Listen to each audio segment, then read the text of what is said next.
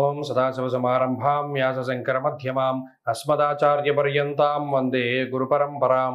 జ్యోతిషాస్త్రాన్ని భావతరాల వారికి ప్రసాదించిన ఋషుల యొక్క పాదపద్మాలకి నమస్కారం చేసుకుంటూ, అలాగే నాకు ఈ జ్యోతిష విద్యను నేర్పిన గురువర్యులు జ్యోతిష బ్రహ్మ కీర్తిశేషులు శ్రీ ఈరంకి సూర్యనారాయణమూర్తి గారు, సూర్యశ్రీ దైవజ్ఞ గారి యొక్క పాదపద్మాలకి నమస్కారం చేసుకుంటూ, ఓం శ్రీ మహాగణాధిపతి నమః, శ్రీ గురుభ్యో నమః, హరి ఓం.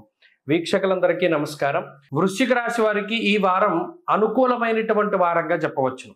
గత 3 వారాలుగా ఒక్కొక్క వారంలోనూ వృశ్చిక రాశి వారి యొక్క స్థితిగతులు మెరుగుపడుతూ వస్తున్నటువంటి ఫలితాలని మనం చూస్తూ ఉన్నాం.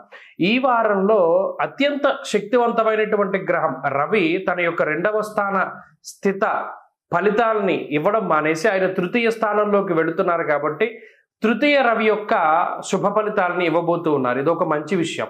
ఇక రెండవది, 2వ స్థానంలో ఉండేటువంటి బుధుడిచ్చేటువంటి శుభ ఫలితాలు, అలాగే చతుర్థ భావముందు ఉన్నటువంటి శుక్రుడు తాలూకు శుభ ఫలితాలు, చంద్రుని యొక్క స్థితిగతులు అనగా రవి బుధ శుక్ర చంద్రుల తాలూకు శుభ ఫలితాలు ఈ వారంలో రాబోతూ ఉన్నాయి. దీనివల్ల కొంత ఆత్మస్థైర్యం అనేటువంటిది పెరుగుతూ ఉంటుంది. అంతేకాక తృతీయమందు రవిగ్రహం ఉండడం వల్ల ఆరోగ్యం నిత్య సంతోష బంధుమిత్ర సమాగమ అన్నది శాస్త్రం. అనగా బంధువులతోటి మిత్రులతోటి సరదాగా కాలక్షేపం చేయడానికి, అలాగే చాలా కాలం తర్వాత మానసిక ప్రశాంతతని అనుభవిస్తూ ఏదో మనం గతంలో ఉండేటువంటి కొంత పని ఒత్తిడో లేకపోతే ఒక సమస్యను మనం అధిగమించగలిగామనేటువంటి ఒక దృక్పథం కూడా ఈ రాశి వారిలో ఉంటుంది. మనసు కొంత తేలిగ్గా ఉంటుంది, నిదానంగా ముందుకు సాగేటువంటి పరిస్థితులు ఉంటాయి. ఆర్థిక పరమైనటువంటి సమస్యలు ఏవి కూడా అంత ఇబ్బంది పెట్టడానికి అవకాశం ఉండదు. కొంత నిదానంగా ముందుకు సాగుతూ ఉంటుంది గ్రహస్థితి. దీనితో పాటుగా గతంలో వచ్చినటువంటి మాట పట్టింపులు కానీ విభేదాలు కానీ ఏవైతే ఉన్నాయో వాటి నుండి బయటపడేటువంటి పరిస్థితులు కూడా వృశ్చిక రాశి వారికి ఉన్నాయి. ఇక గతంలో ఏదైనా ఒక పని చేస్తే దాని తాలూకు ప్రతిఫలం చాలా తక్కువగా ఉండేటువంటి పరిస్థితుల్లో ఇప్పుడు శ్రమకి తగినటువంటి ప్రతిఫలం ఖచ్చితంగా ఈ రాశి వారికి వస్తుంది.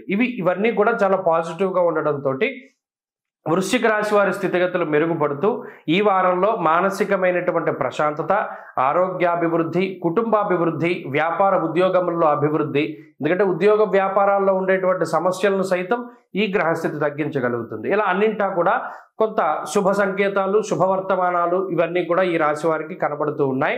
మరీ ముఖ్యంగా కుటుంబ సభ్యులతోటి సరైనటువంటి సమయాన్ని చక్కగా వారితోటి ఆనందంగా గడపగలిగేటువంటి స్థితిగతులకి కూడా ఈ గ్రహస్థితి కారణమవుతుంది.